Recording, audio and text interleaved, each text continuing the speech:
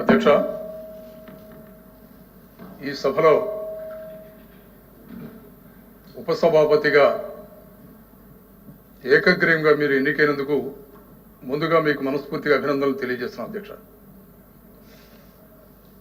ఎందుకంటే ఈ సభ ప్రారంభమైన నాటి నుంచి కూడా రాష్ట్రంలో నెలకొన్నటువంటి ప్రజా సమస్యల పట్ల పూర్తి అవగాహన ఉండి ఆ సమస్యల్ని ప్రభుత్వం దృష్టికి, సభ ద్వారా ప్రభుత్వం దృష్టికి తీసుకెళ్లి వాటిని పరిష్కరించడంలో మీరు చూపిన చొరవ అమోఘమైనటువంటి చొరవ అధ్యక్ష. దానికి మనస్ఫూర్తిగా మిమ్మల్ని అభినందిస్తున్నాం అధ్యక్ష. ఆ చైర్లో మీరు కూర్చోవడానికి సంపూర్ణంగా అర్హత కలిగినటువంటి వ్యక్తిగా ఇవాళ మేమందరం కూడా వైఎస్ఆర్ కాంగ్రెస్ పార్టీ కూడా భావిస్తుంది అధ్యక్ష. కానీ ఇవాళ జరిగినటువంటి ఈ పరిణామాలను కనుక పరిశీలిస్తే దురదృష్టం అధ్యక్ష.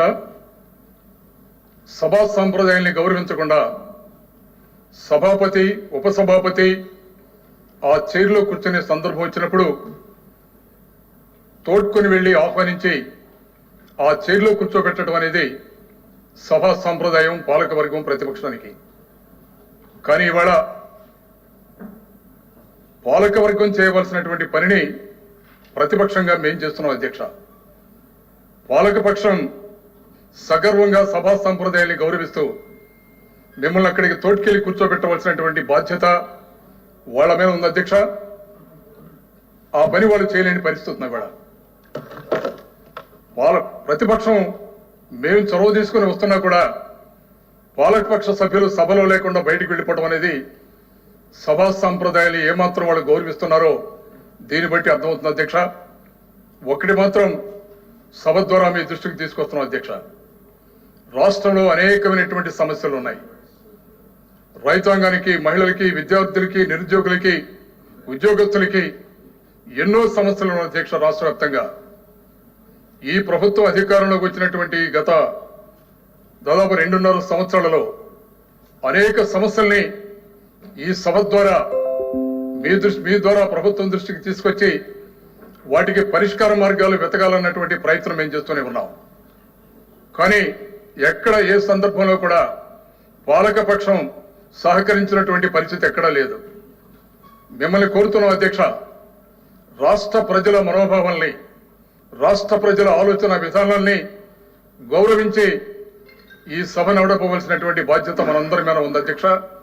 మిమ్మల్ని కోరుకునేది ఒకటే, రాష్ట్ర ప్రజానీకం యొక్క ఆలోచన విధానానికి అనుగుణంగా రాష్ట్ర ప్రజల యొక్క సమస్యల పరిష్కార వేదికలుగా ఈ మండలి పనిచేయాలి అధ్యక్ష. ప్రధానంగా ఇది రాష్ట్ర శాసన వ్యవస్థలో పెద్దల సభ అధ్యక్ష. ఇలాంటి సభలో సభ్యులు సభా గౌరవాన్ని పాటించే విధంగా, సభా మర్యాదల్ని పాటించే విధంగా వ్యవహరించాలి అధ్యక్ష. దానికి తగినటువంటి ఆలోచన విధానాన్ని మనం అందరం కూడా పుడికిపుచ్చుకోవాలని మిమ్మల్ని కోరుకుంటూ, సభకి సభ్యులందరూ కూడా ఎన్నో విషయాలు ప్రస్తావించాలన్నటువంటి ఆలోచన ఇవాళ ఉంటుంది. రాష్ట్రంలో ఉన్నటువంటి ప్రజలు ఎదుర్కొన్నటువంటి సమస్యల్ని ఈ సభ ద్వారా ప్రభుత్వం దృష్టికి తీసుకువెళ్లి వాటి పరిష్కార మార్గాలను కనుగొనాలన్నటువంటి ఆలోచన మేము చేస్తాం. కానీ ప్రభుత్వం సమస్యకి పరిష్కార మార్గాలను చూపకుండా, సమస్యల్ని లేవనెత్తకుండా పారిపోయే పరిస్థితి ప్రభుత్వం వస్తుంది అధ్యక్ష. అలా కాకుండా సభను సజావంతంగా మేము అడిగే ప్రశ్నలకి సమాధానాలు రాబట్టే విధంగా మీరు చొరవ చూపాలని, మరొక్కసారి మీరు ఈ స్థానానికి ఎంపికైనందుకు మిమ్మల్ని మనస్ఫూర్తిగా అభినందిస్తూ ధన్యవాదాలు అధ్యక్ష.